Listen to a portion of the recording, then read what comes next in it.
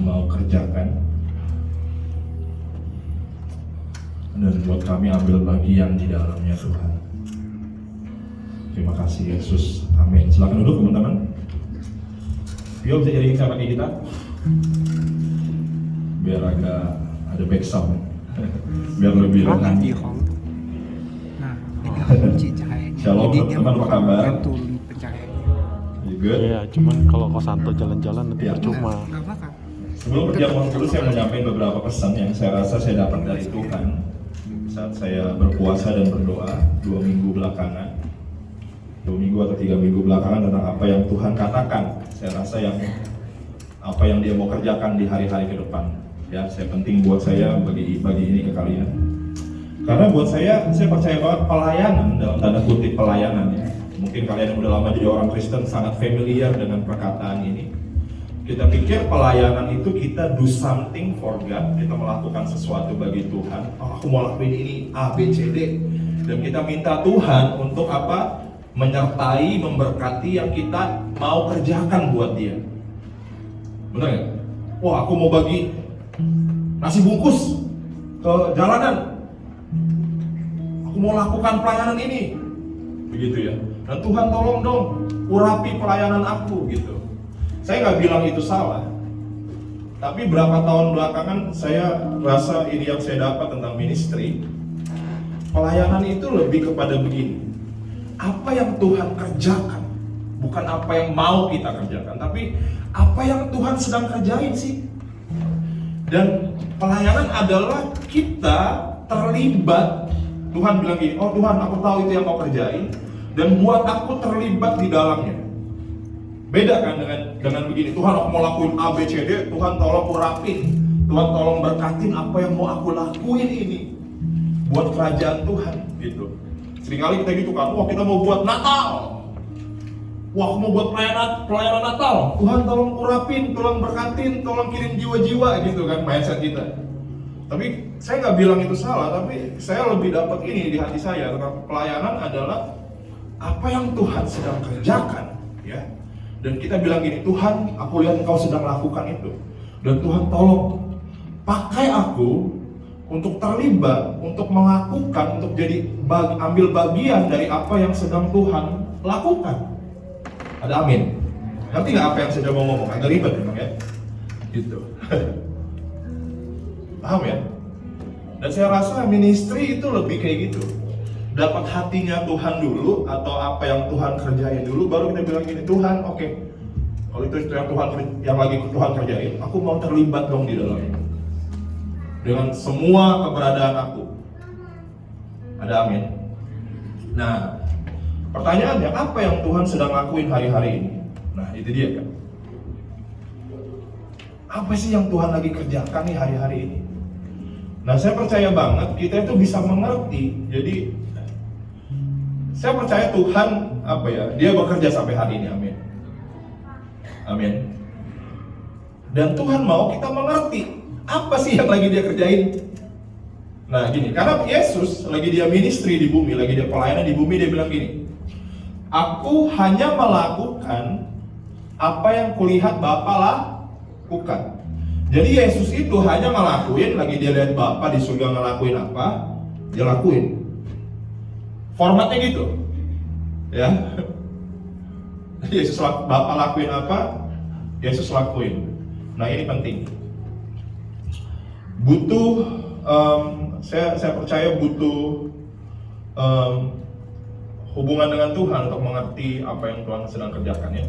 Dan ini yang saya dapat, apa yang Tuhan kerjakan, ada 2 hal dari 2 minggu atau 2 minggu lebih ini, apa yang saya dapatkan di doa puasa. Dan kita ada doa puasa setiap hari Sabtu pagi jam 10 pagi, dan itu momen-momen yang saya suka banget ya, seperti saya menunggu sesuatu untuk Tuhan bicara sama saya. Dan saya undang kamu, kalau kamu punya waktu, untuk ayo kita puasa dari hari Jumat malam, setelah makan malam terakhir jam 7 kita puasa sampai besok hari di hari Sabtu jam 12 siang kita buka bersama setelah doa puasa. Nah ini yang saya dapat ya. Yang pertama di Yoel 2:28 dan 29, bisa dibuka dari itu format apa namanya. Kamu mungkin yang udah sering ke gereja karismatik, udah bosan denger ini ya. Kita tuh udah bosan lah denger gini-ginian. Tapi kok nggak ngeliat-liat kejadiannya gitu. Tapi saya percaya emang ini yang Tuhan lagi kerjain sih. Dan saya berdoa kita semua nih, komunitas ini ya. Saya tuh lebih suka sebut TOR ini bukan gereja sih. Saya lebih suka sebut ini community. Community. Jujur-jujur aja. Kalau community itu lebih keluarga ya. Kalau gereja itu organisasi segala macam ya, jelimet gitu. Gue masih nggak percaya gue pendeta. Gue nggak suka disebut pendeta, gue pendekar dari dulu. Ya gue tuh paling anti dipanggil-panggil. Kalau aku buat apa, gue diundang khotbah pakai nama pastor Santa, udah lagi. Nggak usah gaya-gaya lah. Udah lah. Gue pastor bangga ada nama pastor gitu. Gue nggak kesel. Bukan kesel sih maksudnya. Gue nggak cocok aja gitu. Tadi ada gue ketemu orang tadi, opo sama tante-tante kan, mereka udah lama di pelayanan. Oh ini kamu ini ya? Ya emang sih nggak ada tamu, kamu nggak ada tamu pendeta, emang nggak ada tamu pendekar adanya. Ya, Yoel 2, 28, 29. Oke, ini nih yang saya tangkap dari Tuhan. Kemudian daripada itu akan terjadi bahwa aku akan apa? Mencurahkan rohku ke atas apa? Semua manusia. Maka anak-anakmu laki-laki dan perempuan akan apa? Bernubuat. Orang-orang yang tua akan mendapat mimpi dan teruna-terunamu akan mendapat penglihatan-penglihatan. Juga ke atas hamba-hambamu laki-laki dan perempuan akan kucurahkan rohku pada hari-hari itu. Wow. Ya. Ini dibilang di sini di ayat 29, roh Tuhan bukan hanya dicurahkan kepada kalangan elit, tapi kepada hamba-hambamu laki-laki dan perempuan. Hamba-hambamu zaman dulu itu, dalam terminologi itu, hamba-hamba itu budak. Jangan lu pikir roh gue bakal gue curahin ke lu doang. Budak-budak lu juga gue bakal gue curahin roh gue ke mereka, kata Tuhan. Dan ini janji Tuhan di hari-hari terakhir. Dan saya tangkap ini yang Tuhan mau sedang kerjain ya. Pencurahan Roh Kudus dalam skala yang besar-besaran di akhir zaman. Ya. Begitu. Dan saya percaya nih kita adalah mengambil bagian dalam apa yang Tuhan kerjain itu. Nah pertanyaannya, Pak Santo, kita ngelakuin apa? Oke, itu yang Tuhan mau lakuin ya. Itu yang mau lakuin dalam pencurahan Roh Kudus besar-besaran. Pertanyaannya, bagian kita apa? Kebayang nggak sih kalau Roh Kudus dicurahin gitu ya ke orang-orang gitu? Kamu lagi di kantor, saya tuh ada cerita, nah hamba Tuhan, saya cerita dikit nggak apa-apa ya, santai. Namanya John Wesley. Ada yang pernah dengar nggak John Wesley? John Wesley ini hamba Tuhan, dia pengkhotbah. Suatu hari dia masuk ke sebuah pabrik. Lagi dia masuk, tiba-tiba, karena orang ini emang spiritnya kuat sih, nggak bisa ngomong John Wesley ya. Gitu. Saya berdoa saya jadi satu Wesley juga kan. Si John Wesley ini tiba-tiba lagi dia masuk pabrik. Dia cuma jalan doang tuh masuk pabrik.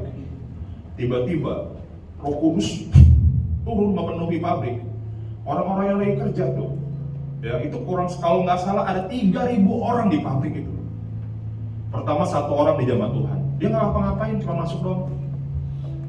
Langsung 2 orang dijamah Tuhan lagi kerja. Kenapa ya gitu? Lama-lama ratusan orang, bahkan seluruh pabrik dilawat Tuhan. Saya lagi dengar cerita itu ya, Masya Allah, Subhanallah ya. Gimana ceritanya kita masuk mall nih, tiba-tiba orang-orang, kita nggak apa-apain cuy, orang-orang jamaah Tuhan nangis. Tiba-tiba satu mall, ada dapat penglihatan, ada yang ini buat Yesus segala macam. Kebayang nggak lu hari-hari begitu terjadi? Gila sih itu glorious days itu, hari-hari yang powerful. Tapi itu pernah terjadi, ya. Itu pernah terjadi, gitu. Masalahnya. Dan saya, apa sih yang kita lakukan ya? Nah, ini yang saya dapat juga nih, di Kisah Rasul 15 ayat 16 sampai 17. Dibuka yuk di situ ya. Saya tulis di ini saya. Jadi pengen kita nangkap ya, secara timingnya Tuhan, ada yang namanya kairos. Artinya waktu Tuhan, kairos itu waktunya Tuhan. Dalam waktunya Tuhan saat ini, apa yang dia mau kerjain? Nah ini, pencurahan Roh Kudus besar-besaran. Yang kedua ini, Kisah 15, 16, 17. Saya senang ayat ini, diapalinnya gampang. Kis 15, 16, 17. Ya kan? Kis 15, 16, 17. Coba cuy, tungguin dulu cuy. Nah, coba ini. Ini janji Tuhan ya. Di akhir zaman, di perjanjian baru dibilang, kemudian aku akan kembali dan membangunkan kembali. Jadi coba Tuhan ngomong tuh, aku akan kembali dan membangunkan kembali. Woy, 2 kali dia ngomong, dipertegas loh. Apa yang dibangun ulang? Pondok Daud yang telah roboh, dan reruntuhan yang akan 3 kali lagi dibilang apa? Ku bangun kembali. Lu bayangin aja tuh. Dan akan ku teguhkan. 3 kali Tuhan ngomong tuh, aku akan bangun ini kembali. 3 kali dia ngomong bangun, dia akan bangun itu kembali ya. Berarti Tuhan tuh niat banget dia. Gemes dia udah. Supaya semua orang lain, kenapa Pondok Daud mesti dibangun? Sampai Tuhan greget. Tujuannya ini, ayat 17. Supaya semua orang lain mencari Tuhan, dibilang, dan segala bangsa yang tidak mengenal Allah yang kusebut milikku. Demikianlah firman Tuhan yang melakukan semuanya ini. Jadi Tuhan itu pengen bangun kembali Pondok Daud yang telah roboh. Supaya apa? Orang lain mencari Tuhan. Supaya Roh Kudus dicurahkan atas orang. Dan bagian kita apa? Bagian kita, bukan kita yang bangun, Tuhan soalnya. Dibilang aku akan, Tuhan ya, bukan saya atau bukan kamu yang bangun Pondok Daud, bukan. Jangan GR, karena kita bangun Pondok Daud, sampai lu gitu. Tapi Tuhan, kita berdoa Tuhan bangun Pondok Daud di tempat ini, supaya kita bisa selaras dengan apa yang Tuhan mau kerjakan. Pertanyaannya, apa itu Pondok Daud? Pondok Daud itu bukan tentang kita desain nih ruangannya jadi pondok ya, atau apa, ada kecapi, rebana kayak zamannya Daud, zaman dulu. Bukan kayak gitu. Pondok Daud itu bicara tentang hati. Daud itu punya hati begini, yang saya suka dari Daud ya. Daud itu bukan orang sempurna kayak saya lah, banyak error ya. Banyak ngaco dia. Tapi hati dia bilang gini, seperti rusa merindukan sungaimu, dia bilang. Lebih baik 1 hari di pelataran Tuhan daripada 1000 hari di tempat lain. Hati Daud itu adalah hati yang selalu haus akan hadirat Tuhan. Amin. Jadi kalau kita mau lihat Pondok Daud di sini, Tuhan cari dulu ada hati nggak yang mau haus akan hadirat Tuhan. Dan saya percaya lagi kita haus akan hadirat Tuhan, Pondok Daud akan Tuhan bangun di tempat ini. Dan kita akan lihat pencurahan Roh Kudus di akhir zaman yang luar biasa. Ya, gitu. Ya mungkin ada hamba-hamba Tuhan di luar yang menyebut ini dengan sebutan-sebutan tertentu, tapi saya nggak mau ada orang yang mau hakimi, itu sebutannya salah, gitu. Kita itu bukan masalah slogannya ya, tapi hati Tuhannya di mana, gitu. Karena hari-hari saya lihat ada orang yang menghakimi Paniko kan ngomong. Paniko GBI ya, senior pastor, dia bilang ada Pentakosta ketiga gitu. Orang-orang mau hakimi, mana ada Pentakosta ketiga. Ya itu mah cuma slogannya doang sebenarnya, tapi hati Tuhan itu emang di situ. Ya saya nggak ikut-ikutan Paniko Pentakosta ketiga gitu, nggak juga gitu. Tapi kita sama-sama tahu nih ya, ini yang Tuhan sedang kerjakan. Ini yang lagi dia mau curahkan. Karena gini, agama nih, mimbar ya, khotbah ya, segala macam yang kita lakuin, musik ini, bisa ngobain orang nggak bisa. Kalau Roh Kudus nggak turun, nggak ada yang terjadi, nothing semua. Percaya nggak kamu? Kamu baca Alkitab aja nih, kamu bisa baca 24 jam nih. Kalau Roh Kudus nggak turun di kamar kamu, stres kamu. Kayak baca peraturan, ratusan peraturan, nggak boleh gitu doang. Kenal Tuhan mah enggak. Amin. Saya agak ngomongnya agak panjang nih, nggak apa-apa ya. Sebelum perjamuan kudus, saya undang pakai berdiri dulu.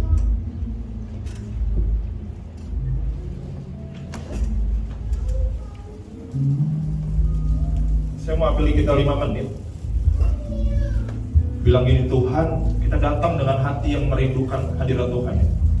Mungkin kamu pernah jamah Tuhan lah, zaman dulu gitu. Lagi acara KKR atau apa ya. Tapi kamu udah lama nggak ngalamin gituan. Hati kamu kering. Tapi malam ini kita mau datang, kita ambil waktu 5 menit aja bilang, Tuhan, aku haus. Kita mau punya hati kayak Daud, bilang, Tuhan, seperti rusa merindukan sungaimu, demikian jiwa.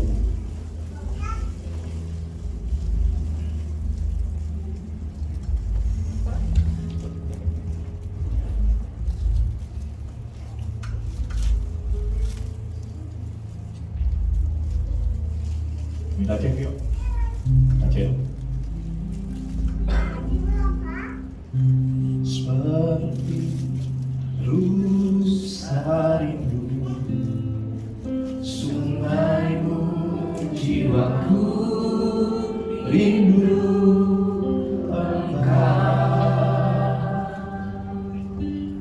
Engkaulah Tuhan hasrat hatiku, ku rindu menyembahmu.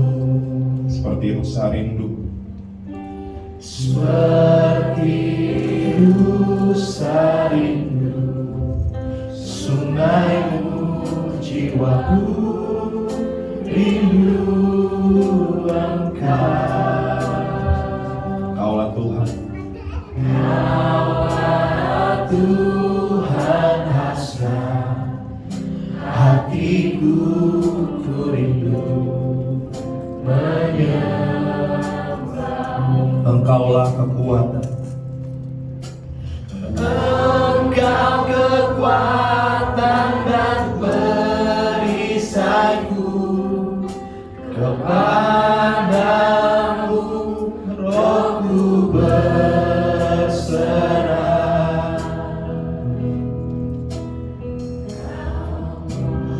Engkaulah Tuhan hasrat hatiku, ku rindu menyembahmu.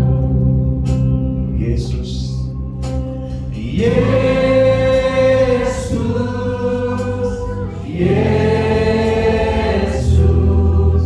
Kau berarti bagiku. Oh, Yesus, Yesus, Kau segalanya bagiku.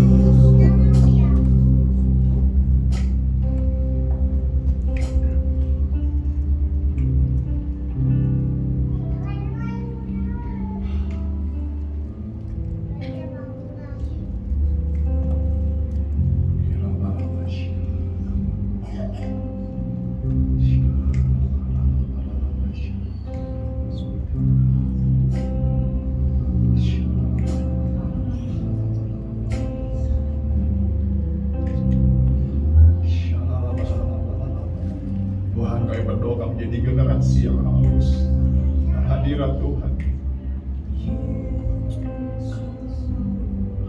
Karena kami percaya Tuhan, satu-satunya harapan bagi generasi ini hanya Roh Kudus. Gak ada satupun religious activity yang kami bisa lakukan untuk mengubahkan generasi. Hanya Roh-Mu Tuhan, hanya Roh-Mu Tuhan. Kami berdoa Engkau bangun di tempat ini the tabernacle of David, pondok Daud itu Tuhan, build in this place Lord. Bangun pondok Daud itu. Orang-orang yang bukan hanya bernyanyi tapi berhasrat akan hadirat-Mu, yang punya desire yang kuat Tuhan untuk ada di dalam hadirat Tuhan.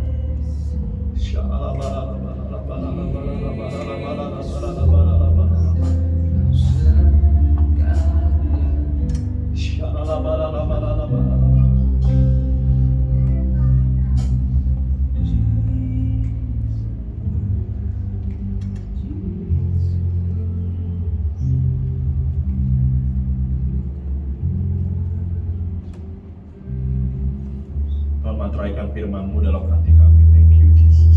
In Jesus name. Amin. Kita mau lakukan perjamuan kudus.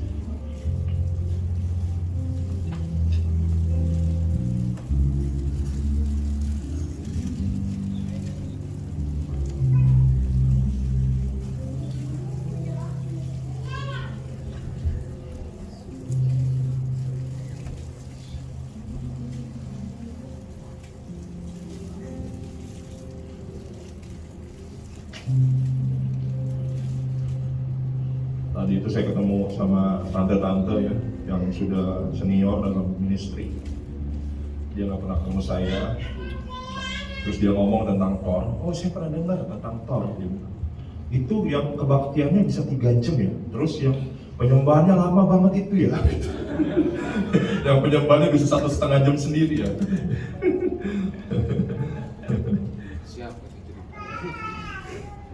Ya, kita kan Pondok Daud ya, amin.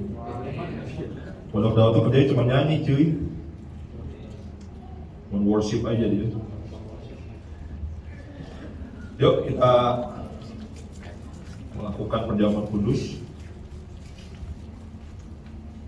Ya, terima kasih Tuhan. Yuk kita angkat ini. Kita berdoa dulu. Tuhan, ampuni segala dosa dan pelanggaran kami. Kami datang dalam pertobatan. Kuduskan kami Tuhan, ampuni semua kesalahan dan dosa yang kami lakukan minggu kemarin. Sampai hari ini Tuhan, kami berdoa, kami meninggalkan, kami nggak mau cuma datang minta ampun doang, kami berdoa, ampunkan kami Roh Kudus, meninggalkan segala perbuatan kami yang tak berkenan dengan Tuhan. Dan kami percaya Tuhan, roti dan anggur di tangan kami adalah tubuh dan darah-Mu. Kami nggak mau melakukan ini cuma hanya sebagai liturgi, tapi lakukan ini dengan iman. Kalau ini adalah tubuh yang diberikan bagi kami dan darah yang dicurahkan bagi kami untuk menebus dosa kami, untuk mematahkan kutuk, untuk menghancurkan kuasa dosa dalam hidup kami. Dan kami ingin mengambil bagian Tuhan dari apa yang Tuhan sudah lakukan. Sebab apa yang telah kuteruskan kepadamu telah aku terima dari Tuhan. Kita angkat roti tangan kanan kita, yaitu bahwa Tuhan Yesus pada malam waktu Ia diserahkan, Ia mengambil roti dan sesudah Dia mengucap syukur atasnya, Ia memecah-mecahkannya dan berkata, inilah tubuhku yang diserahkan bagi kamu. Perbuatlah ini menjadi peringatan akan aku. Kita makan di dalam nama Yesus Kristus.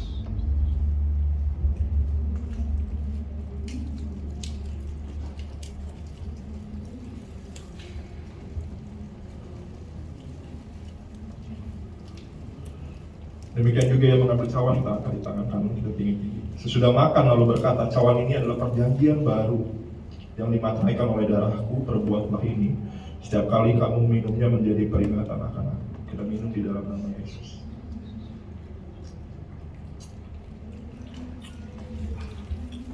Yesus, tubuh dan darah-Mu Tuhan. Thank you. Terima kasih buat pengorbanan. Terima kasih buat tubuh dan darah-Mu. Kami ditebus, dibenarkan di hadapan Tuhan. Bukan karena kebenaran kami sendiri, tapi karena perbuatan, karena kebenaran Kristus Tuhan. Thank you Jesus, in Jesus name, amin. Kita mau doa persembahan dan ada pengumuman sebentar. Hari ini siapa yang doa persembahan hari ini? Belum dijadwal.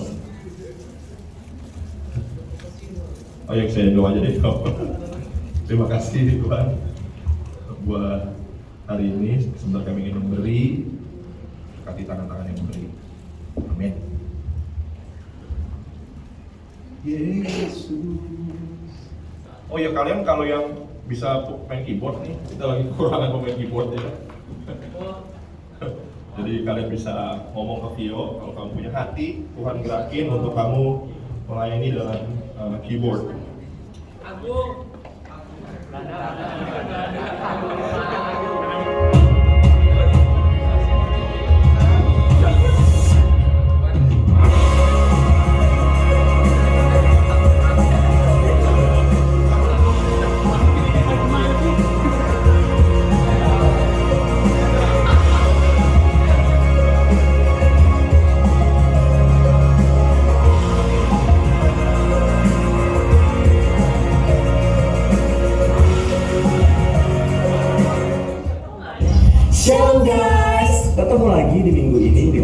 Agung dan rekan saya. Feren, dan di minggu ini kita berdua akan memberitahukan informasi seputaran tentang bubble-bubble yang ada di Tower dan juga ada sport ministry, Bible study dan doa puasa. dan juga ada charity serta social media yang bisa membuat kamu terkoneksi bersama dengan The House of Revival.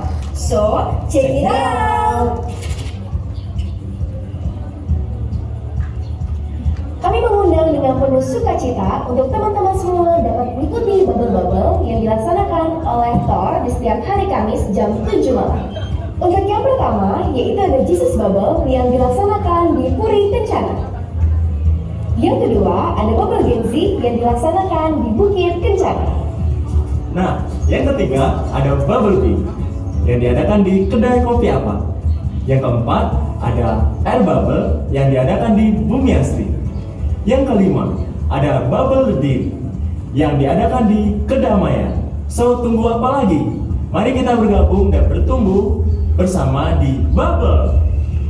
Nah, Bung, kita punya info apa lagi ya? Jadi Feren, di The House of Revival ada sport ministry.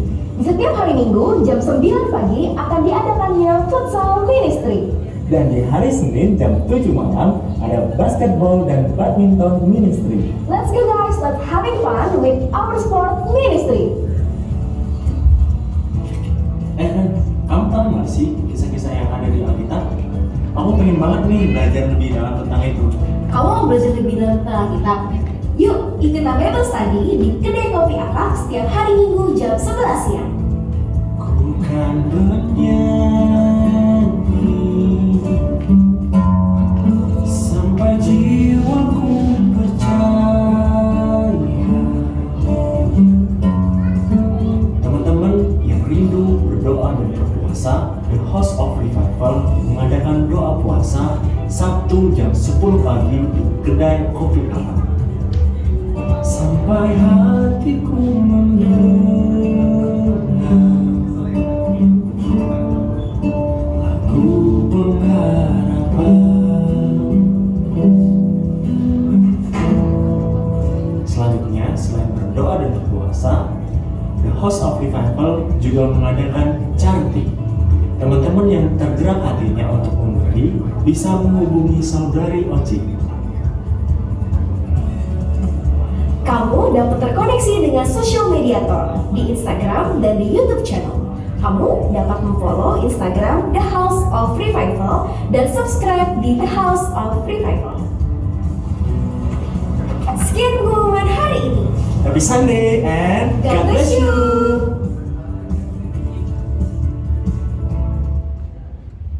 Oke, kita mau berdoa sebentar. Terima kasih Tuhan, sebentar kami ingin dengar firman Tuhan.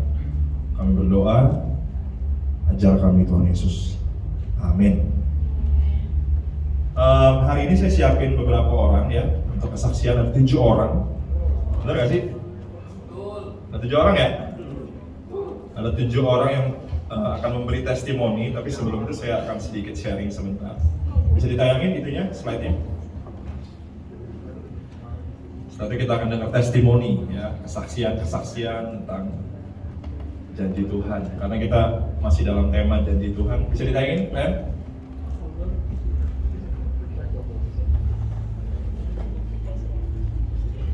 Nggak bisa? Oke.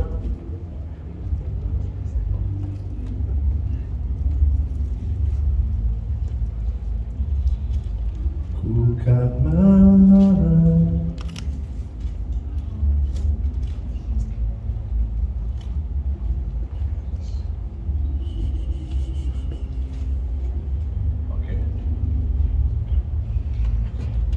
Oke. Sebab Kristus adalah ya. Katakan ya. Kristus adalah ya. Bagi semua janji Allah. Itulah sebabnya oleh Dia kita mengatakan amin untuk memuliakan Allah. Siapa yang tahu di Alkitab kamu ada 7.000 janji Tuhan? Banyak banget ya? banyak banget. Banyak banget. Dan semua janji itu baik. Dan Kristus adalah ya untuk semua janji Allah. Jadi dia itu iya. Jadi kalau kamu lihat janji Tuhan di Alkitab, yes, itu iya untuk kamu. Dan itu iya untuk Tuhan menggenapi janji itu bagi kamu. Amin. Kamu nggak ragu sih. Kamu kan di sini dibilang amin. Kita mengatakan amin. Kalian aminnya ragu ya. Kristus itu adalah ya untuk semua janji Allah loh. Amin nggak sih? Amin. Kalian tuh kayak ragu-ragu ya aminnya. Saya tuh heran. Kenapa?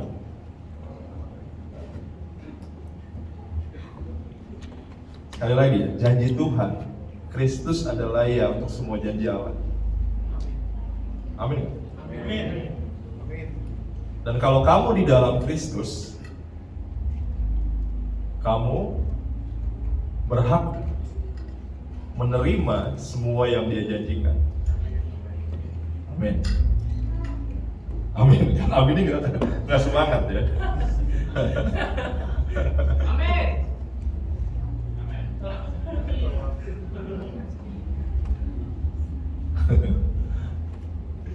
Kita tuh banyak baca tentang janji Tuhan di Alkitab, ada Abraham, ada Yusuf dan semuanya.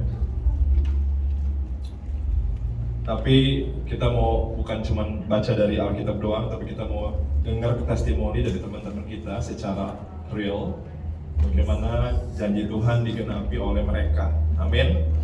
Ada 7 orang tadi saya minta maju ke depan, tapi mungkin kalau mimbarnya satu-satu kali ya. Gitu. Mana yang akan kesaksian? Mana dong? Maju ke depan dong. Come on. Ayo dong, ayo dong.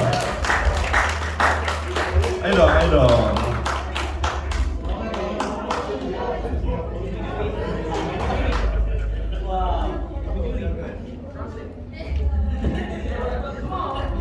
Wow. Come on, bro. Yeay. Saya tadinya pengen semuanya maju ke depan, tapi sepertinya panggungnya tidak cukup kuat ya. Jadi bahaya ya. Jadi mungkin bisa ganti. Ada siapa aja tadi? Ada Fania, ada Anthony, ada Loren, terus ada Yayan, terus ada 3 orang lagi. Ada kamu ya, Mon ya. Ada Raymond, terus ada siapa lagi? Ada Oci. 1, 2, 3, 4, 5, 6, satu lagi siapa? Satu lagi siapa? Pista ya? Oh, bisa ya? Enggak. Wait. Ada 7 orang kemarin. Saya lihat dulu di grup saya. Satunya nggak datang. Hah? Satunya nggak datang. Oh, satunya nggak datang. Oke, yaudah 6 orangnya cukup lah ya untuk testimoni. Mungkin kita akan mulai dari siapa dulu? Dari Fania dulu ya? Oh my god. Coba tepuk tangan buat Fania. Silakan Pak untuk giving testimoni ke kita semua. Silakan. Halo semuanya, shalom.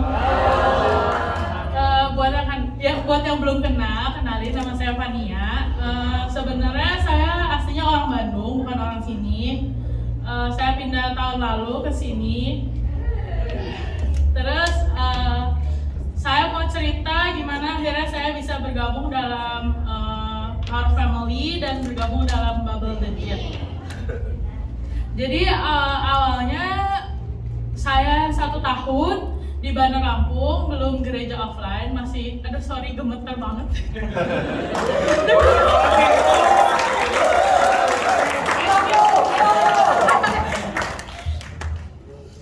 Jadi sebelumnya masih gereja online, CLCC lewat YouTube. Terus udah gitu, ada 1 hari saya bilang sama Koken, kok kayaknya saya rindu banget nih buat praise and worship secara offline gitu, buat punya waktu intim sama Tuhan, buat dengar khotbah gitu, buat ketemu orang teman-teman gitu. Tapi karena saya baru pindah, karena saya bukan orang Lampung, jadi saya nggak punya teman, saya nggak punya relasi, saya nggak kenal siapa-siapa, saya nggak punya komunitas gitu. Terus abis saya bilang kayak gitu ke Koken, ya udah kayak angin lalu aja gitu. Saya cuma bilang kayak ya saya rindu gitu punya teman segala macem gitu. Terus udah gitu suatu hari Minggu, saya ingat Minggu pagi, ada laki-laki yang saya nggak kenal, dia udah cukup tua, terus dia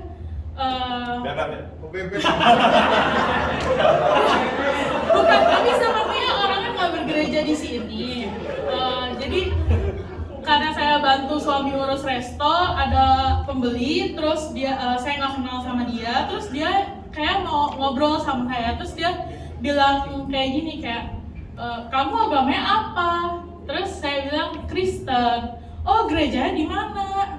Terus saya bilang gini, gerejanya masih offline, gerejanya masih online, masih nonton YouTube dari gereja Bandung. Terus dia bilang gini, oh cobain deh, ada gereja namanya Gereja Thor. Gereja Thor isinya anak muda semua katanya. Saya yakin kayaknya kamu cocok deh di gereja ini katanya gitu. Terus udah gitu saya bilang, oh iya oke, nanti coba saya cari informasi, makasih. Terus dia tuh kayak cari-cari phone booknya atau kontak WhatsAppnya, saya nggak tahu. Terus sebelum dia pulang dia bilang, nih kontak orang ini aja kalau misalnya mau ke Thor katanya. Terus begitu saya sempat foto, saya lihat namanya Rudy, dia tulisnya, ternyata Kak Rudy. Tapi saya nggak kontak Kak Rudy, sorry.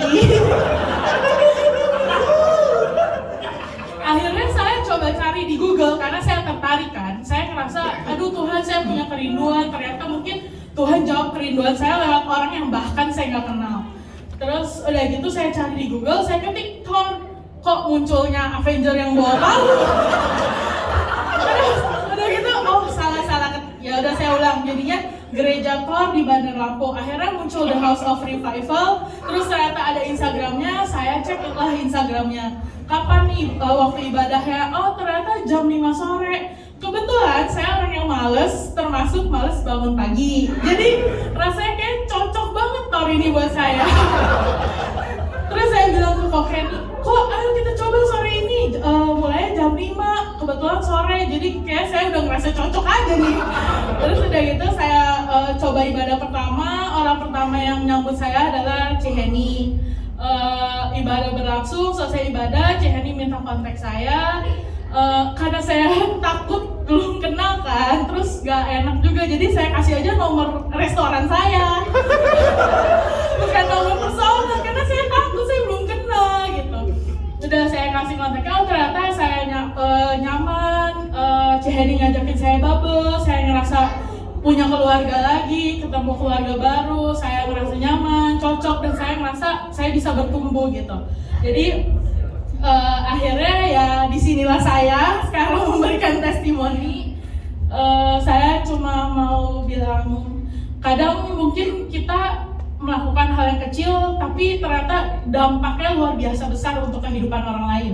Seperti mungkin Bapak itu kan kasih tahu saya kayak coba deh gereja di Thor. Mungkin dia sebenarnya cuma mau ngajak saya ngobrol aja gitu, tapi ternyata dampaknya besar. Saya menemukan keluarga baru, saya bergabung dalam komunitas, saya bisa bertumbuh gitu. Kayak ya Tuhan menjawab apa yang menjadi kerinduan saya. Saya ngerasa kayak Tuhan tuh sayang banget sama kita. Kita tuh anak Tuhan. Tuhan tuh tahu apa yang menjadi kerinduan kita, dan kalian cukup berserah dan percaya sama rencana Tuhan aja gitu. Jadi ya mungkin itu aja testimoni dari saya.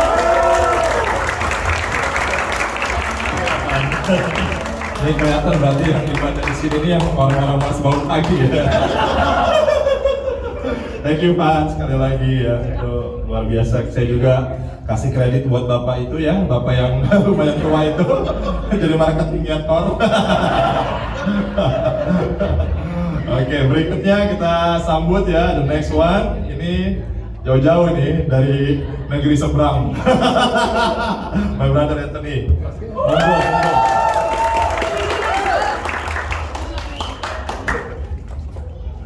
Wah, ini ada translator ya? Oke, ya, saya belum lancar bahasa Indonesia, jadi ya, dia lancar bahasa Inggris. Dia translator. Sedikit. Oke. Kalau salah, tolong dibenarkan. Saya beban itu.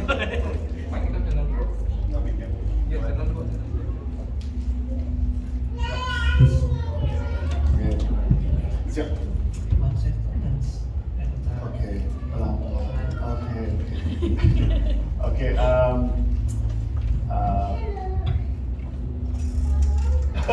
Saya lupa. Untuk saya ingin drum nggak? Before Julie and I had children, Sebelum Julie dan saya memiliki anak, Julie dan dia maksudnya, memiliki anak-anak. Bener kan? Berarti salah kan? we were expecting our first child, Mereka mengharapkan anak pertamanya. and Julie and I were looking out the window. Julie dan dia melihat ke kaca keluar While it was snowing, waktu lagi turun salju. and we felt like God spoke to us Mereka merasa bahwa Tuhan ngomong sama mereka about our children, tentang anak-anak mereka, that they would be consecrated to Him bahwa mereka akan berkonsentrasi kepada Tuhan and be pure, like that the snow was white. dan menjadi murni seperti salju. And that their life would touch more than the snowflakes that we could count. Ya, dan hidup mereka akan banyak menyentuh orang melebihi dari seperti salju-salju di luar. And that was awesome to hear from our Father Dan itu sangat menakjubkan bahwa Tuhan sendiri yang ngomong ke mereka. before we even had our first child. Bahkan sebelum mereka memiliki anak pertama mereka. And so we had our first child, Bennett, Dan akhirnya mereka memiliki anak pertama mereka, Bennett. and then shortly after, Mabry, Caitlin, Caleb. Ya, dan seterusnya adalah Mabry, Caleb, Caitlin, so anak mereka ada 4. Yeah. And just recently, about 2 weeks ago, Baru ini sekitar 2 minggu lalu, remember God said that He would consecrate them to Himself, that He claimed them as His own. Remember, God ya, said, mereka mengingat bahwa Tuhan malah berkata pada mereka bahwa anak-anaknya akan berfokus pada Tuhan and that He claimed them as His own. dan Tuhan sendiri mengakuisisi anak-anaknya sebagai miliknya. And just last week, Minggu lalu, Bennett and Mabry Bennett dan Mabry decided to follow Jesus. Bisa ditranslate kalau itu. Oke. Ya. And so for me, that is a promise fulfilled. Dan buat Anthony sendiri itu adalah sebuah janji yang sudah ditepati oleh Tuhan. Coming from a broken household, I didn't grow up in church. Lahir dari bukan keluarga yang seperti kita yang keluarga dari gereja. Yeah, I was doing a lot of worldly things. Dia sudah melakukan banyak Hal-hal. iya hal-hal yang itu lah. Sini ada Probably bad. Ya hal buruk lah. Yeah, sin. Yeah.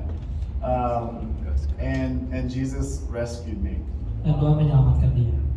He didn't only rescue me, but He rescued my entire family. My dad, my mom, my sister, my brother, miraculously, and He's not stopping. Now my kids are following Him as well. Ya Tuhan juga selain menyelamatkan dia, menyelamatkan juga ayahnya, ibunya, kakaknya, adiknya, semua satu keluarga besar dia. Okay, itu aja. Itu saja. Terima kasih.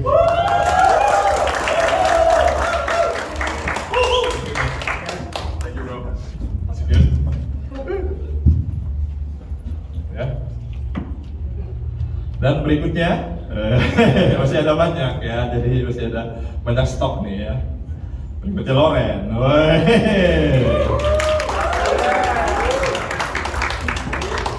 Butuh translator ya nih? Saya panggilin translatornya kalau perlu.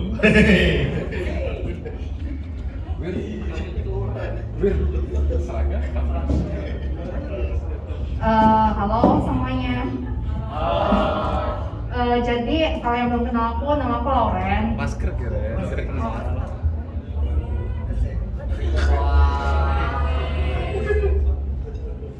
Ya. Jadi aku ada 2 cerita sih sebenarnya tentang janji Tuhan ya. Mungkin yang pertama itu tentang keluarga aku. Jadi aku punya II.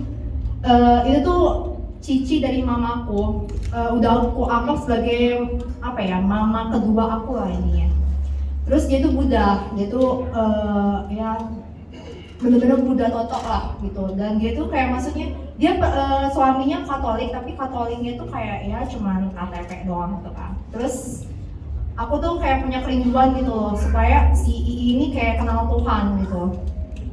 Dan itu gak gampang. Jadi dia pernah karena kan pernikahan kan dia kayak harus ngikutin suaminya ya. Jadi dia sempat ngikutin suaminya tapi kayak ngalamin something yang kayak apa ya, bad gitu loh. Dan dia percaya itu kayak maksudnya Tuhan tuh gak ngizinin dia masuk Katolik gitu loh. Jadi dia pernah tuh datang ke apa sih tempat yang untuk Bunda Maria itu tuh, Bunda Maria.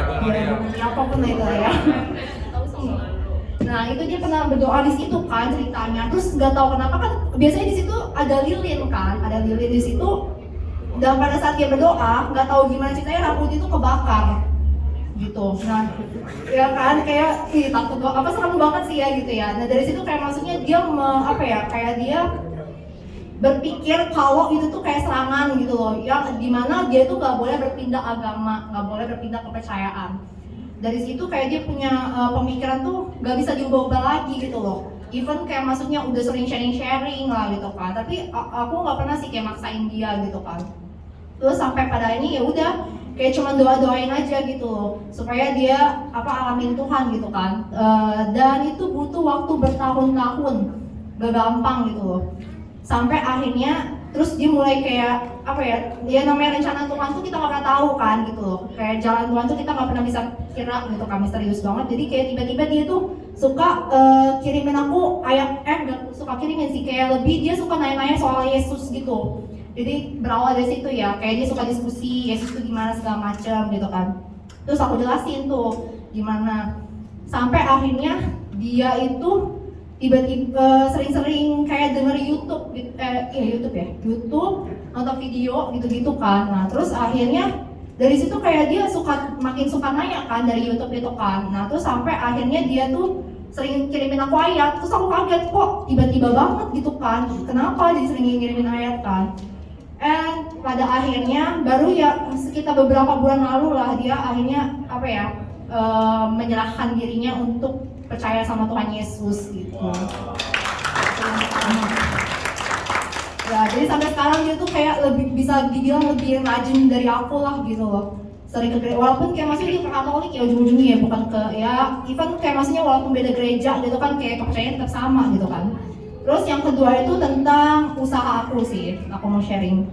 Jadi gini, aku tuh tipe orang yang nggak bisa kerja sama orang gitu. Jadi kayak aku tuh Jangan binatang. Itu masih mending. Kalau kerja sama setan kan dia pesugihan nih. Enggak loh, maksudnya kayak nggak bisa kerja di bawah orang gitu loh. Nggak bisa nggak bisa diatur-atur gitu lah, kayak maksudnya aku yang mesti jadi kayak bosnya gitu lah intinya kan.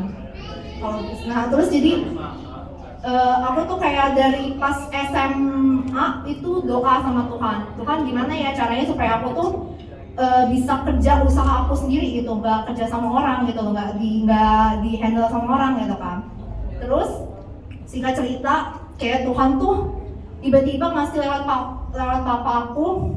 Kebetulan papa aku juga ngajar bahasa Inggris kan. Terus dia kayak kasih Tuhan tuh ngasih lewat papa itu murid pertama aku ngajar bahasa Inggris.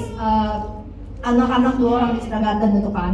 Nah dari situ tuh jadi dari mulut ke mulut tuh berkembang kan. Nah terus dari situ kayak sebenarnya nggak kepikiran awalnya, kayak cuman kayak pengen ngajar aja gitu kan. Nah terus abis itu dari situ kayak berkembang terus aku akhirnya muncul keinginan untuk kayak gue bisa nih kayaknya ngebangun bimbel ini gitu loh. Tapi kayak maksudnya ya karena baru merintis ya, kayak nggak segampang itu sama omongannya gitu kan, namanya merintis usaha kan. Ada momen kayak saya sampai aduh Tuhan, ini adalah nyerah aja lah gitu loh. Apalagi pas kemarin itu kan yang lagi pas PSBB ya, COVID ya, bener ya, yang baru COVID beberapa tahun lalu itu. Nah di situ tuh bener-bener anak les hilang semua. Cepani ngalamin lah ya, Cepani ya. Turun semua, kayak aduh pusing banget, kayak aduh income tuh bener-bener turun parah. Aku sampai kayak aduh gimana ya gitu, mikir-mikir nyari apa gitu, kerjaannya baru gitu kan. Tadinya aku kayak ya kan aku dapat bimbelin dari Tuhan gitu kan. Aku tadinya pengen idealis banget gitu loh, kayaknya yaudahlah kayak maksudnya tungguin Tuhannya aja gitu. Tapi sampai 2 bulan 3 bulan tuh gak ada jawaban sama sekali. Kayak maksudnya ya bimbelnya gitu-gitu aja gitu loh. Dan tapi pengeluaran tiap bulan tuh tetap jalan kan. Sampai akhirnya aku memutuskan untuk kerja jadi barista. Ya jadi ituin kopi gitu kan. Nah terus abis itu dari situlah kayak maksudnya emang namanya jalannya Tuhan ya, aku dipersiapin di sana, dari sana tuh dibukain lagi sama Tuhan koneksi gitu loh. Nah terus ada momen kayak aku tuh sampai sempet give up karena aku ada bermasalah sama orang yang di dalam kafenya itu loh. Karena aku dipercayain untuk kayak megang bagian keuangannya ceritanya. Dan tiba-tiba karena ada 2 kepala yang ngomong, kayak aku harus bingung loh, aku milih yang mana gitu, milih yang A apa yang B gitu kan. Sedangkan harusnya netral gitu kan. Terus akhirnya aku masih ingat waktu itu pas PSBB itu kayak masih ada doa di kedai apa kayak kok ya, Santo? Ya di kedai apa kayak doa jam 7 ya. Nah, terus di situ tuh aku inget dapet ayat bener-bener dari Tuhan, aku percaya itu dari Tuhan gitu kan, karena kayak tiba-tiba banget gitu dapet ayat di Wahyu 8 ayat 3-4 gitu kan. Di Wahyu 8 itu dibilang tentang maka naiklah asap kemenyan bersama-sama dengan doa orang-orang kudus itu dari tangan malaikat itu ke hadapan Allah. Jadi kayak Tuhan ingetin kalau setiap kali aku doa itu, bukan aku doa kayak masih semua orang yang berdoa itu, doa kalian tuh kayak bukan gak sia-sia gitu loh, tapi kayak doa itu benar-benar naik.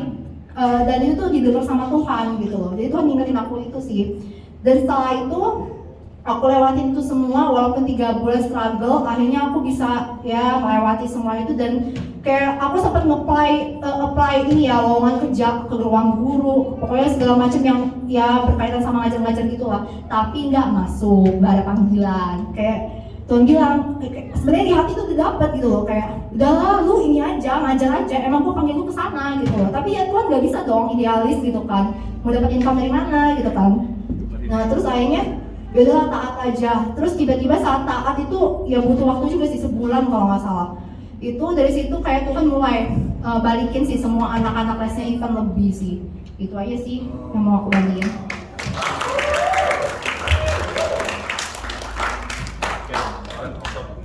Ya, yang mau ngeles bahasa Inggris ya, monggo silakan langsung daftarkan diri ya. Yang punya cita-cita tinggal di Singapura. Ya, habis itu kita panggil berikutnya.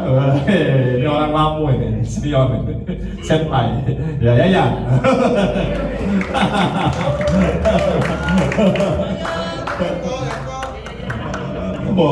Bawa ini loh, mau khotbah.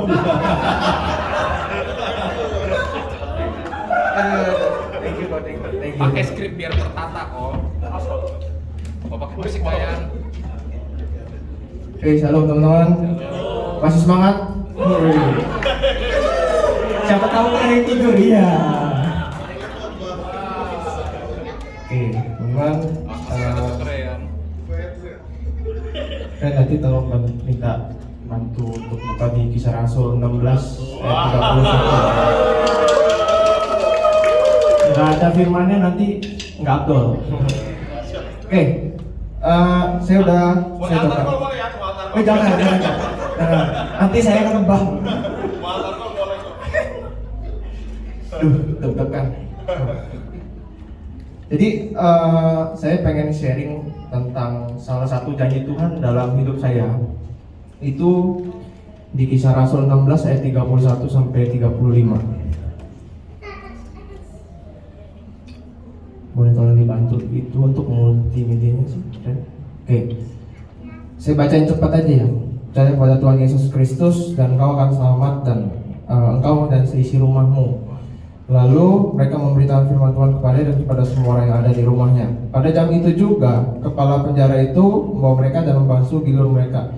Seketika itu juga ia dan keluarganya memberi diri dibaptis. Lalu ia membawa mereka ke rumahnya dan menghidangkan makanan kepada mereka, dan ia sangat bergembira bahwa ia dan seisi rumahnya telah menjadi percaya kepada Allah. Jadi saya ada flashback sedikit. Saya percaya Tuhan Yesus itu latar belakang agama saya adalah Buddha, tapi saya nggak pernah ke wihara. Dan mama papa sama. Jadi biasanya orang Chinese itu begitu ya. Buddha itu turun menurun, ya, jadi seperti itu. Jadi pada tahun 2011 saya ingat banget, saya itu dibaptis 15 Mei 2011. Jadi pas saya SMA, saya benar-benar menyerahkan diri secara sepenuhnya kepada Tuhan Yesus dan menjadikan Tuhan Yesus sebagai juru selamat pribadi. Nah itu ketika itu ya baptis ya kan, biasa kalau dibaptis diajar kan itu kan amanat agung. Dan itu bila jadi murid dibaptis diajarin, dikasih firman. Nah ketika saya udah belajar firman, ternyata saya itu merasa dalam hati saya itu nggak boleh egois. Jadi keselamatan yang saya dapat itu saya nggak boleh egois, karena apalagi berkaitan dengan keluarga ya. Nah, akhirnya saya memutuskan untuk berdoa buat papa mama saya, buat adik saya. Adik saya dulu ke gereja, tapi sekarang udah enggak. Terus papa mama saya yang benar-benar nggak pernah ke gereja gitu. Wah, itu segala macam usaha udah dilakuin. Jadi karena dulu nggak ngerti ya, masih cetek lah pengetahuan tentang firmannya.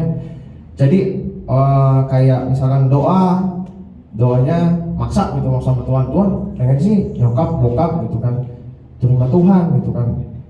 Iya, doanya gitu, agak sedikit maksa. Puasa udah, aktif di gereja udah, tapi kok nggak ngeliat mama papa saya itu ada tanda-tanda ya Tuhan, minimal gimana sih gitu untuk kenal Tuhan. Akhirnya saya sempat ada keraguan dalam diri saya waktu itu. Saya sempat ragu bahwa iya janji Tuhan bakal terjadi sama muka-muka kayak gue gini. Dulu tuh nggak kayak gini guys, dulu tuh ada sedikit belum kayak gini, jadi ada sedikit bandel-bandel dikit lah, kayak bolos ya gitu masih dulu waktu sekolah. Sekarang udah enggak.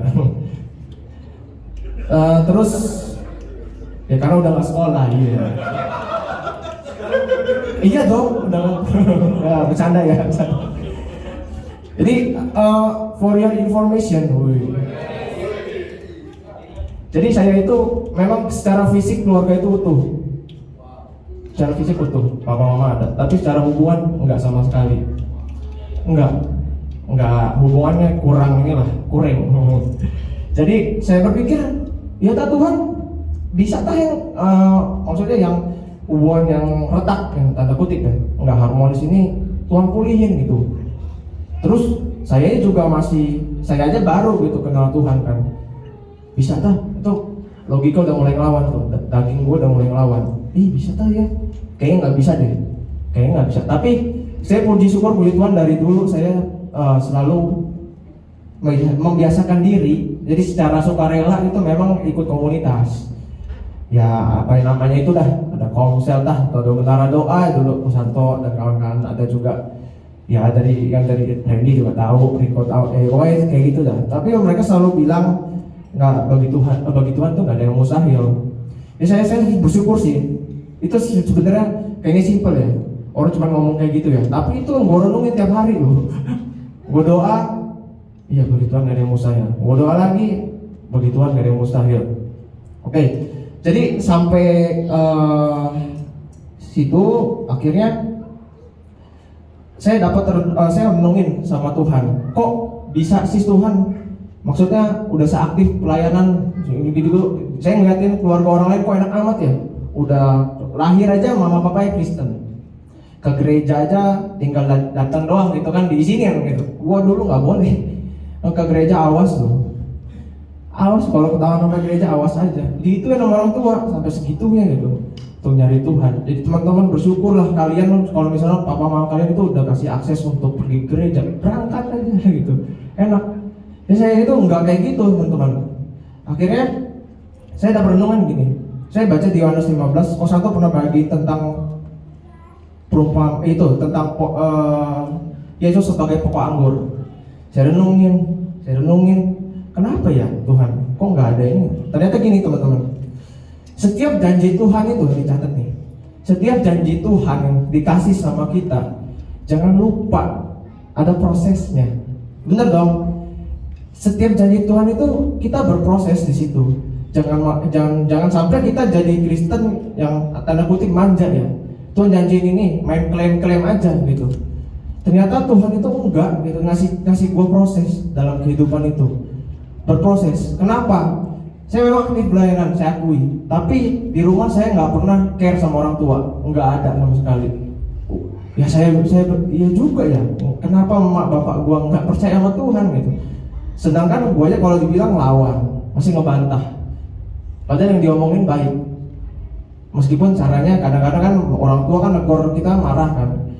Situ gua bisa ngelawan. Terus juga kadang-kadang dalam pertemanan juga kadang-kadang masih kan lingkungan sekolah main gitu kan, kata-kata kasar dan lain-lain tuh masih sering keluar. Iya juga, kayak gini mah gimana gua bisa menangin orang tua gua ya. Terus saya mengakui pertama kali itu kalian harus ngaku dulu. Memang kita itu nggak bisa pakai kekuatan kita sendiri, nggak bakal bisa. Jadi di Yohanes 15 itu dengan jelas mengatakan di luar aku kamu nggak dapat berbuah, di luar aku kamu tidak dapat berbuah. Terus waktu itu Kosanto ada analogi tentang colokan. Jadi kalau ngecas itu ada di sumbernya gitu. Iya. Akhirnya saya mau merubah paradigma saya bahwa saya itu pertama-tama itu saya harus dekat dulu dong sama Tuhan, sama pokoknya. Harus dekat. Gimana ya? Pasti kalian udah tahu lah, diajarin kan, ya baca Alkitab, ke gereja dan komsel dan lain-lain seperti itu. Dan pasti yang orang lain rasain itu kan buah kan dari dalam hidup kita. Jadi bukannya terlihat di mimbar keren, kagak.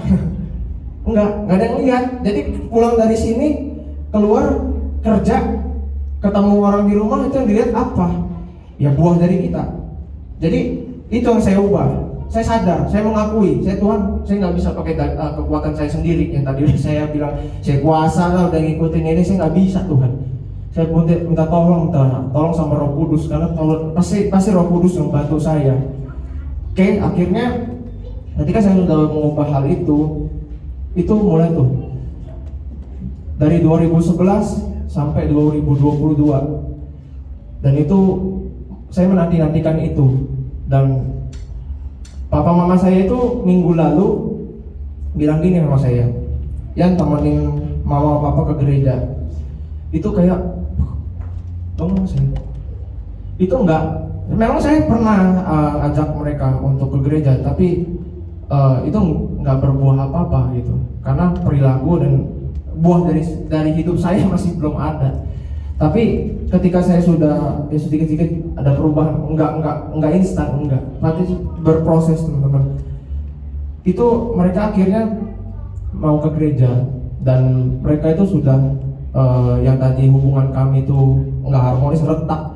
Itu Tuhan pulihin, benar-benar pulihin 100%. Jadi kayak ada bilangnya apa? Kayak ada pemulihan kembali, restorasi hubungan. Dan itu dahsyat dahsyat teman-teman. Jadi jangan pernah meremehkan tentang apa yang Tuhan pernah bilang dalam hidup kalian. Kalau kalian masih dalam proses di dalam Tuhan, mungkin waktunya nggak sekarang. Tapi yang saya percaya adalah gini, waktu Tuhan tuh nggak pernah terlambat, juga nggak pernah terlalu cepat. Jadi pasti tepat, pasti waktunya selalu tepat. Jadi saya thanks God banget untuk hal itu. Tuhan tepatin janjinya yang soal untuk keluarga itu, soal keluarga saya. Nah, saya mau kasih satu contoh di dalam Alkitab. Itu Abraham. Abraham itu dijanjiin jadi bapak bagi banyak bangsa, benar ya, kita udah belajar ya di Alkitab. Tapi gini teman-teman, di saat dia menantikan dia menjadi bapak bagi banyak bangsa, Tuhan proses di saat umurnya udah hampir yang mau mencapai mau sampai 100 cepet itu anaknya belum ada.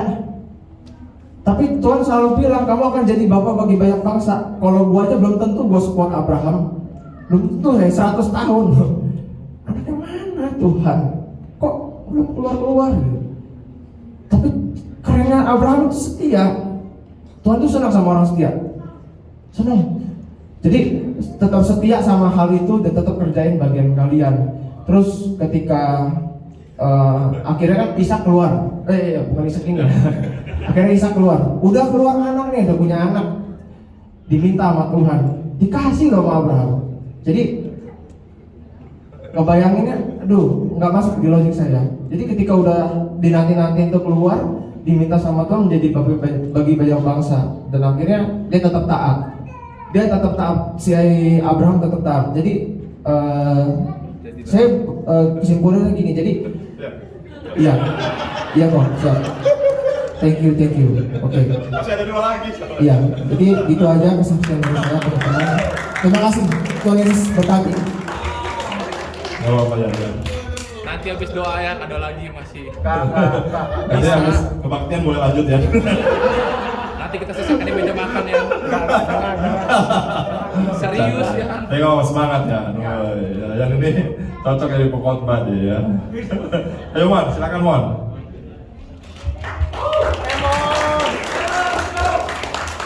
Jangan saya ya Mon. Sama saya Ramon, kalau saya agak gagap, ini bukan nervous tapi saya kedinginan ya, jadi mohon maaf. Jadi saya mau cerita tentang janji Tuhan yang Tuhan taruh pada saya lah, itu sekitar Februari. Nah ceritanya menarik sih. Di bulan Januari saya ingat banget, Pak Ishak ada pesanan sama saya. Ya saya aja gitu, katanya suruh persiapkan diri kamu aja. Ya saya ya udah gitu, perlu apaan terus Tuhan ini kan. Dan ya seiring berjalan waktu ada proses, ada di mana Tuhan ngomong sama saya di bulan Februari gitu banget saya. Itu Tuhan ngomong gini, Ramon, kamu bakal buka jalan buat orang-orang lain juga, bantu buka jalan. Kayak tadi Kosanto juga cerita, itu bukan rencana kita, cuman kita ngambil bagian dari rencana Tuhan. Nah tapi ini menarik lah, saat saya terima janji Tuhan untuk bantu orang buka-buka jalan, maksudnya bantu orang apa yang saya gak ngerti, itu ada proses yang panjang, jatuh bangun, banyak jatuh bangun dosa apa. Tapi satu hal yang menarik itu janji Tuhan itu yang bikin saya itu bangkit dari situ.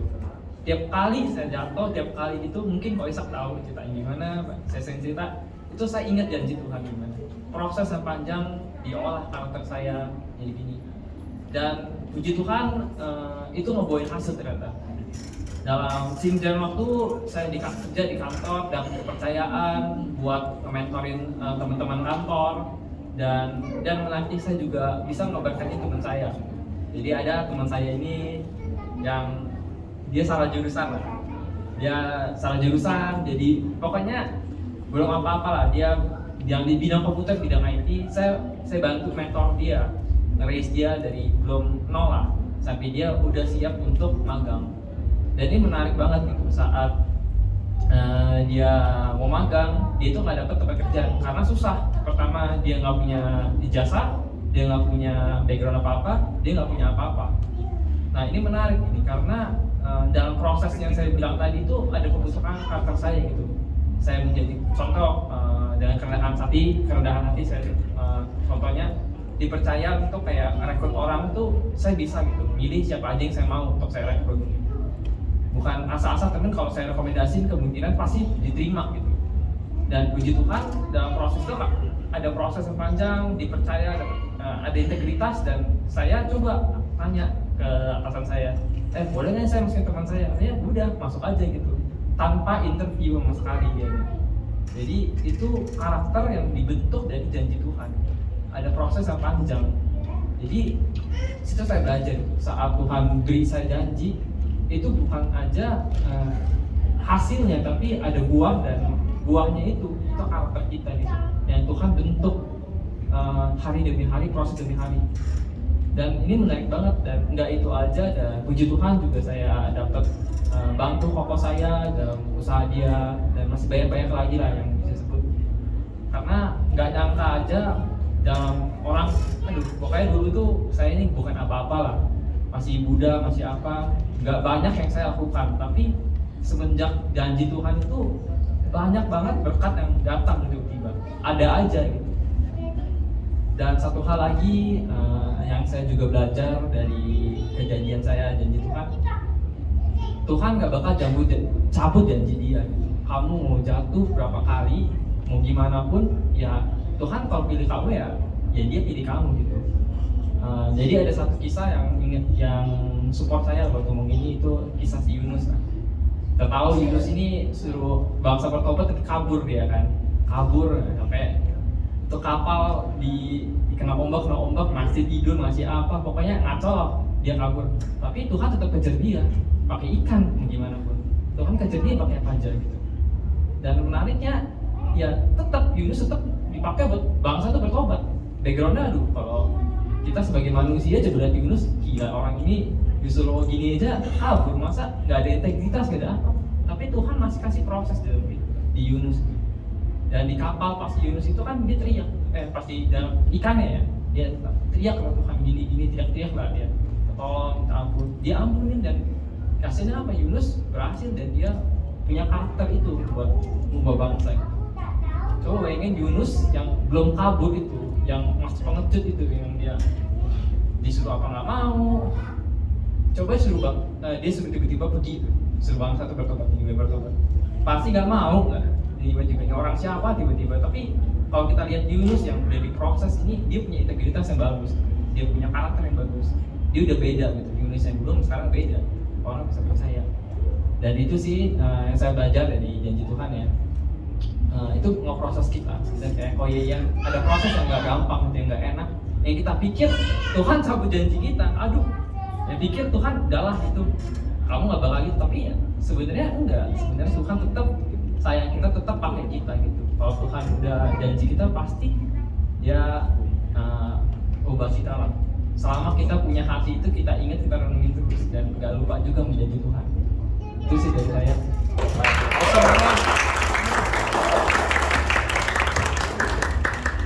Siapa yang keren jadi minder saya. Silakan yang terakhir ya, Ibu Oci. Oh, udah 7. Yang terakhir nih penutupan ya. Silakan Oci.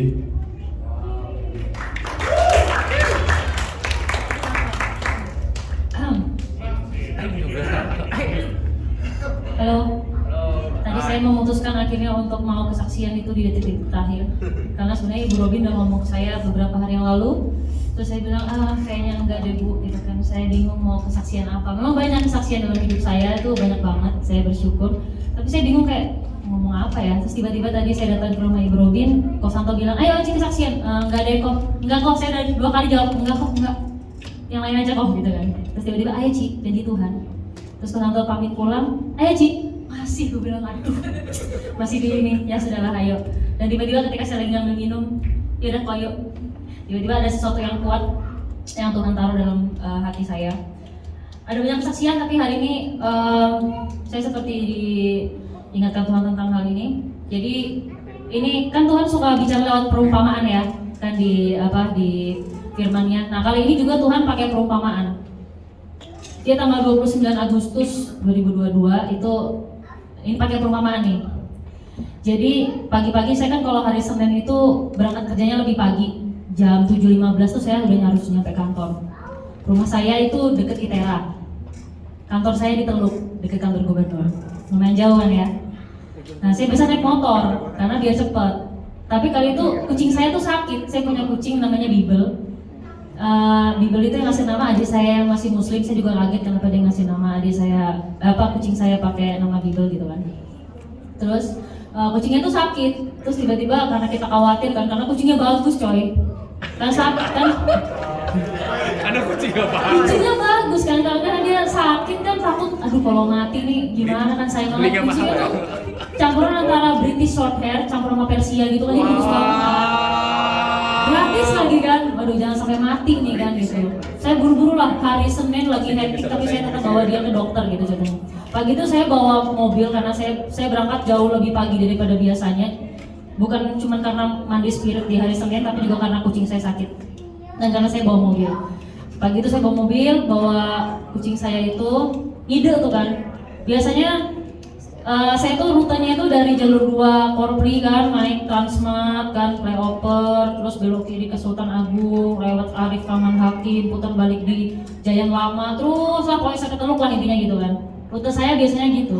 Tiba-tiba dengan ini ngide saya tuh kan, pas di tengah-tengah antara flyover sama mau ke mana tuh, bypass itu kan, belok nggak ya, Ci, dalam hati tuh lurus aja udah kayak biasanya gitu kan. Enggak lah, pikiran saya tuh udah lebih enggak lah. Ini jelas kalau lewat Sultan Agung tuh macet nanti. Kita belok kiri aja lah. Saya belok kiri lah kan. Saya gak taunya kan, Tuhan masih kasih kesempatan saya tuh di situ buat mikir di lampu merah Immanuel tuh kan. Belok kanan aja Ci, lewat Puri Kencana. Nanti tembusnya di itulah Antasari. Gak macet nggak? Enggak lah kayaknya macet. Terus lah saya kan ngide mau lewat HCM ceritanya kan. Mau lewat apa tuh kedamaian apa cucian Andre. Nah setelah aja Ci nanti lewat Pahoman lah segala macam itu pokoknya kan. Nah saya terus lah.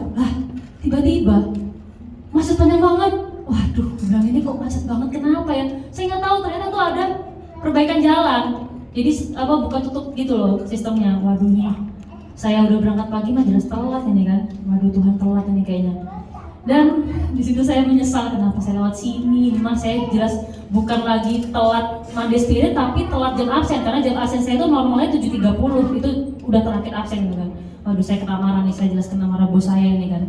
Tiba-tiba ada suatu kesempatan saya akhirnya Tuhan kasih pilihan saya lagi mau tetap ngeyel lurus apa kamu putar balik di sini nih lewat flyover Kalibalok itu kan Antasari itu. Ya udahlah ya udah ngalah aja udah putar balik lah. Saya putar balik tahu nggak yang saya takutkan itu saya tadi udah mikir tuh nanti di depan Giant pasti macet, depan Taman Mekar Tunas Mekar Indonesia pasti macet, nyampe Pasar Tugu pasti macet, nyampe Pahoman pasti macet, pikiran saya kan. Nggak taunya waktu saya lewat situ gak macet sama sekali, padat aja enggak, lurus aja. Akhirnya singkat cerita di situ saya sampai kantor itu jam 7.29. Saya telat mandi spirit, tapi saya nggak telat jam absen kantor. Di situ tiba-tiba saya dapat revelation dari Tuhan bahwa saya kan selama ini berpikir gini, kan kalau keluarga saya bukan Kristen ya, Muslim. Terus 29 Agustus tuh adik saya belum baptis. Saya tuh mikir gini, Cici, kamu sih nggak taat. Gara-gara kamu sih banyak dosa, makanya janji Tuhan tuh nggak digenap-genapin. Sampai sekarang tuh nyatanya keluarga kamu masih belum percaya Tuhan. Jadi saya tuh blaming diri saya sendiri gitu kan, kayak kamu sih. Coba sih kamu gini, coba gini. Paling sekarang udah percaya semua nih kalau kamu yang nggak bandel gitu kan. Akhirnya ya keingetlah masa lalu yang kelam itu kan semuanya menghantui gitu kan. Dan di kali itu sebelum saya mengalami perumpamaan ini dari Tuhan ya, tiba-tiba hari itu Tuhan mengingatkan, Ci, gimana pun kamu, janji saya itu nggak akan pernah gagal. Dan mungkin bagi kamu tuh terlambat, tapi bagi saya enggak. Dan kenapa saya dibikin terlambat mandi spirit tapi saya nggak dibikin terlambat bekerja? Di situ Tuhan mau mengajarkan ke saya bahwa walaupun kita nggak setia tapi Tuhan tetap setia. Jadi kita tuh siapa nggak bisa mengubah apapun yang Tuhan kerjakan dalam hidup kita. Saya dapat ayat dari 2 Petrus 3 ayat 9. Itu kalau di terjemahan barunya bunyinya begini. Tuhan tidak lalai menepati janjinya sekalipun ada orang yang menganggapnya sebagai kelalaian. Tetapi ia sabar terhadap kamu karena ia menghendaki supaya jangan ada yang binasa, melainkan supaya semua orang berbalik dan bertobat. Tapi saya punya terjemahan lain dari firman Allah yang hidup. Itu Tuhan bukan memperlambat kedatangan yang dijanjikannya. Meskipun kadang-kadang kelihatannya demikian, melainkan ia sedang menunggu serta memberikan lebih banyak waktu kepada orang-orang berdosa untuk bertobat, karena ia tidak menghendaki seorang pun binasa. Jadi di situ Tuhan, jadi dalam hidup kita ini Tuhan kalau mau menepati janji bukan cuma apa yang pernah Tuhan sampaikan, tapi pribadi kita yang menjadi terus bergantung sama Tuhan itu juga merupakan janji. Jadi situ Tuhan mau ngajarin dua, satu Tuhan tetap menepati janjinya, kedua Tuhan mau saya berubah. Satu tetap taat sih itu nggak bisa. Saya dulu benci banget sama ayat yang namanya ketaatan, tapi saya setelah mengenal Tuhan saya jadi tahu bahwa ketaatan itu indah banget di dalam Tuhan. Dan itu bukan berarti Tuhan memaklumkan semua dosa kita ya, tapi dosa-dosa kita nggak bisa menghalangi janji Tuhan.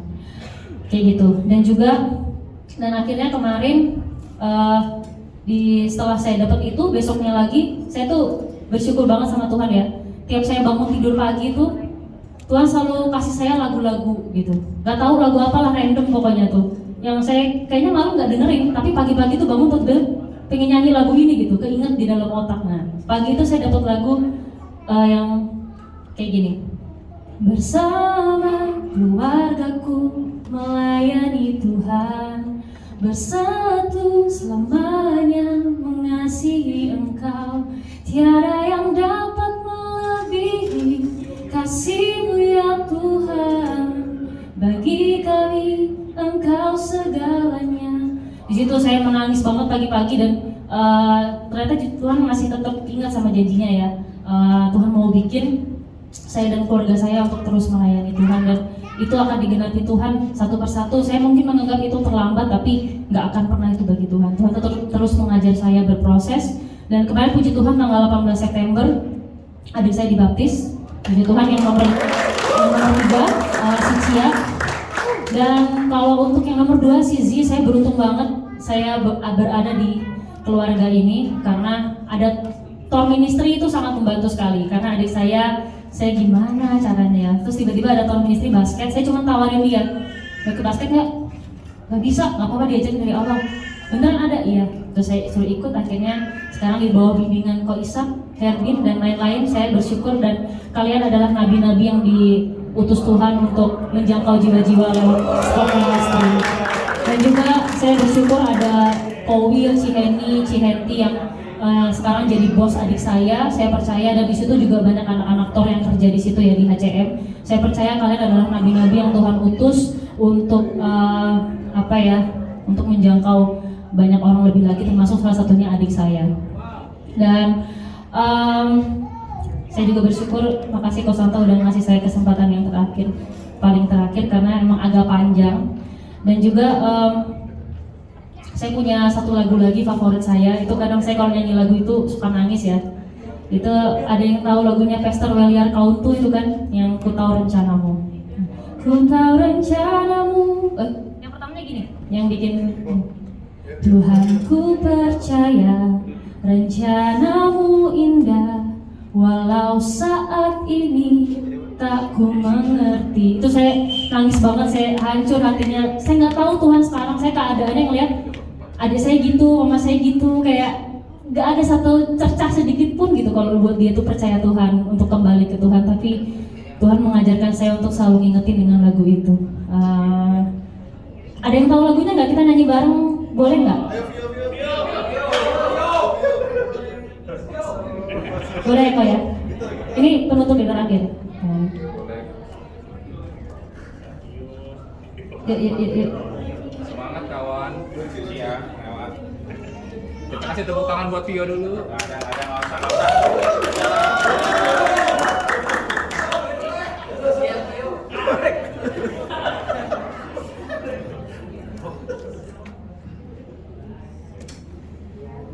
Tahu nggak Kak Vio? Tiga perempat ya. Nggak apa-apa ya udah. Tuhan ku percaya.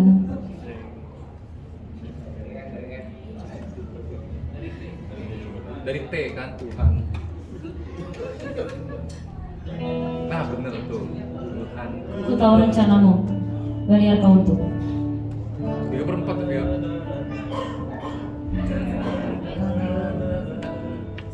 Walau saat ini tak ku mengerti, Engkau telah berfirman memberi masa depan, damai sejahtera, penuh harapan. Ku tahu rencanamu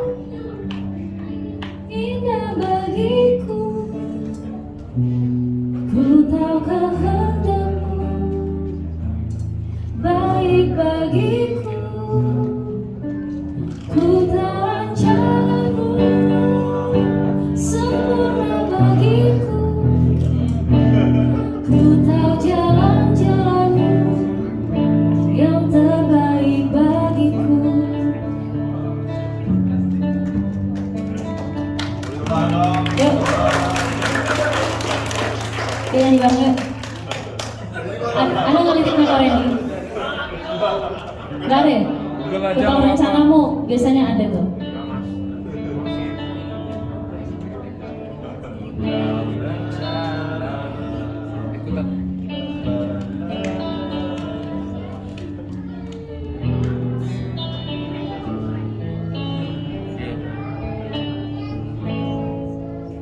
Tuhan, ku percaya rencanamu indah, walau saat ini tak ku mengerti.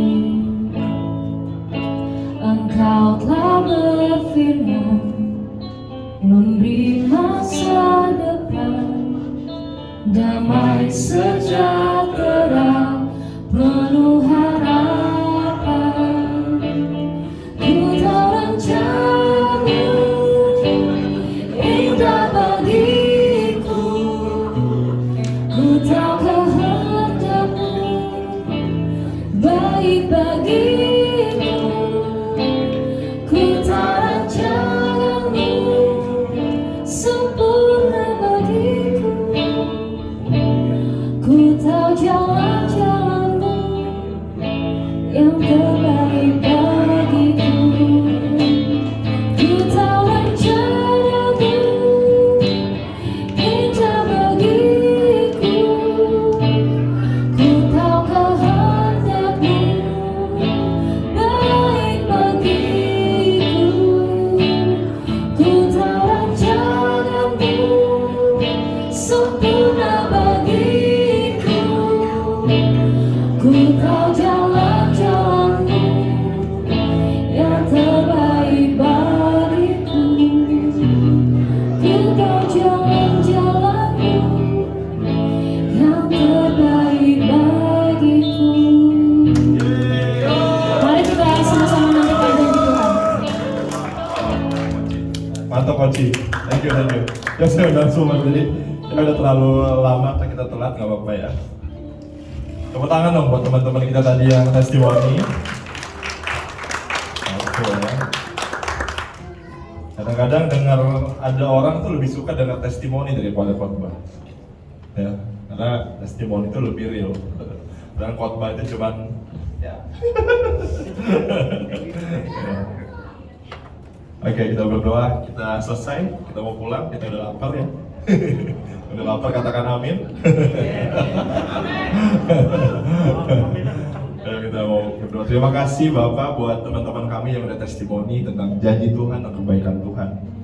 Kami percaya Tuhan janji Tuhan buat kami, karena Kristus adalah Dia untuk semua janji Allah, dan kami katakan amin supaya kami bisa memuliakan-Mu Tuhan. Dan terima kasih buat setiap orang yang hadir di tempat ini Tuhan. Sebentar kami mau pulang, Kau yang memberkati kami seminggu ke depan. Penyertaan-Mu kami percaya sempurna, Kau setia, gak pernah meninggalkan kami. Terus ubah kami Tuhan setiap hari Tuhan, sampai kami menjadi seperti Yesus. Terima kasih Bapa buat kami mengasihi Tuhan dan mengasihi sesama kami.